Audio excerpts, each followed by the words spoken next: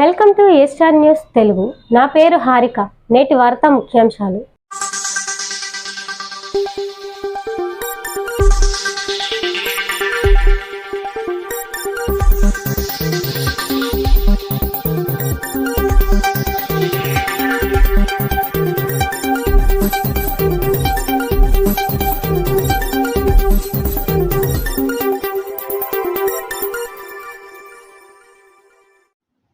ప్రజా ప్రయోజనాల కోసం ప్రజల పక్షాన పోరాడాల్సిన ప్రజా సంఘాల ముసుగులో కొందరు నాయకులు తప్పుడు ఫిర్యాదులతో బ్లాక్ మెయిలింగ్ పాల్పడుతున్నారని వైసీపీ నాయకుడు పల్కా రవి ఆరోపించారు.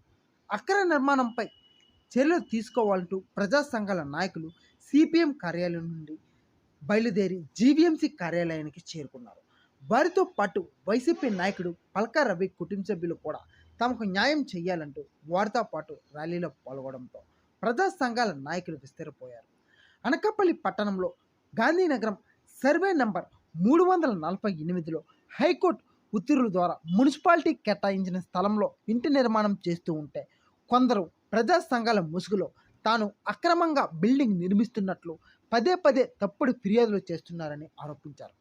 డిస్ట్రిక్ట్ విజిలెన్స్ మానిటరింగ్ కమిటీ సభ్యులు బొడ్డెడ అప్పారావు మాజీ మున్సిపల్ కౌన్సిలర్గా బాధ్యతలు నిర్వర్తించిన ఒకప్పటి పెద్ద మనిషి తాను నేరుగా 3 లక్షల రూపాయలు అడగడం జరిగిందని, అందుకు తాను నిరాకరించడంతో కొందరు ప్రజా సంఘాల వ్యక్తులను కూడగొట్టుకొని తప్పుడు ప్రచారాలు చేయడం ప్రారంభించాడని అన్నారు.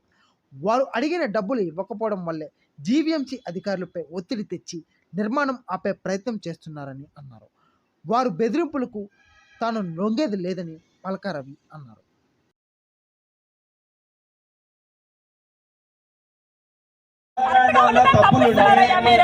అందులో తప్పులుంటే మీరు ఇచ్చుకోవచ్చు. మీ అభిప్రాయాలు మీరు గవర్నమెంట్ కి మేము చెప్పినట్టు మీరు చెప్పచ్చు. క్వార్టర్ నెంబర్ 2 ఉంది. క్వార్టర్ నెంబర్ 2 ఇప్పుడు ఉన్నటువంటి మెజర్మెంట్ ప్రకారం చూసుకుంటే 280 గజాలు ఉంది. అదే 64 గజాలు ఉండాలి కదా. మరి ఇంకా డిస్మెంట్ చేయలేదు. అదే 64 గజాలు ఒక్క భూమికి దాని భౌగోళిక స్వరూపాన్ని బట్టి దాని విస్తీర్ణం మారుతూ ఉంటాయి. ప్రతి మనిషి ఒకేలా ఉన్నదా? లేదు కదా. పోనీ ఇది ఐఏఎస్ కలెక్టర్ ఇచ్చిన దానికన్నా గొప్పలు, జడ్జిల కన్నా గొప్పలు, హైకోర్టు ప్రధాన న్యాయమూర్తి కన్నా గొప్పలు. ఈ మధ్య కాలంలో అనకాపల్లి పట్టణ పరిసరాల్లో ఒక ముఠా తయారైంది. వీళ్ళ పని ఏంటంటే, ఎవరైనా అనకాపల్లి పట్టణ పరిసరాల్లో ఏమైనా నూతనంగా నిర్మాణం చేసుకుంటే వాళ్ళ దగ్గరికి వెళ్ళి నీ దగ్గర ఆ కాగితాలు లేవు, ఈ కాగితాలు లేవు, ఆ అనుమతులు లేవు, ఈ అనుమతులు లేవు అని బ్లాక్ మెయిలింగ్ చేస్తూ డబ్బులు ఆర్జించే పనిగా ఈ యొక్క ముఠా తయారైంది.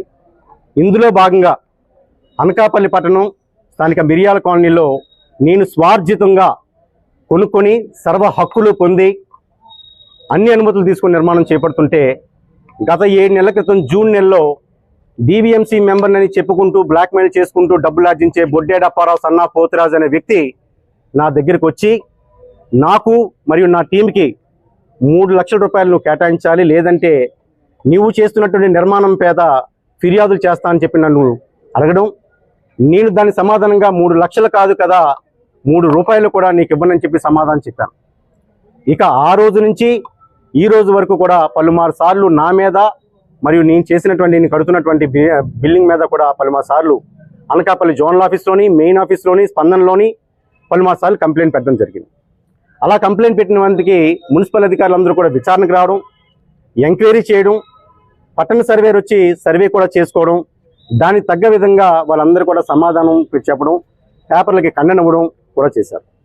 ఇందులో భాగంగా నేను కూడా సామాజిక బాధ్యతగా తీసుకొని జూన్ 30, 2023 స్థానిక అనకాపల్లి విజయ రెసిడెన్సీలో ఒక పత్రికా సమావేశం కూడా ఏర్పాటు చేసి ఆ స్థలానికి సంబంధించినటువంటి 48 సంవత్సరాల చరిత్రని 21 సంవత్సరాలు కోర్టులో పోరాడి పొందినటువంటి 4 హైకోర్టు డిగ్రీలని, 2 లోవర్ కోర్టు డిగ్రీలని, 2 హైకోర్టు ప్రధాన న్యాయమూర్తి ఇచ్చినటువంటి డిగ్రీలని, అదేవిధంగా బిల్ కలెక్టర్ దగ్గర నుంచి ఒక ఐఏఎస్ ఆఫీస్ ఇచ్చినటువంటి 30 మంది అధికారులు వివిధ స్థాయిలో సంతకాలు పెట్టినటువంటి వివిధ అధికార ధృవీకరణ పత్రాలని కూడా పత్రికాముఖంగా అధికారికంగా అందరూ కూడా చూపించడం, అందరికీ తెలియచేయడం కూడా జరిగింది. ఇవన్నీ చేసినప్పటికీ కూడా ఇన్ని అధికార ధృవీకరణ పత్రాలు చూపినప్పటికీ కూడా వాళ్ళకి సాటిస్ఫై అవ్వలేదు.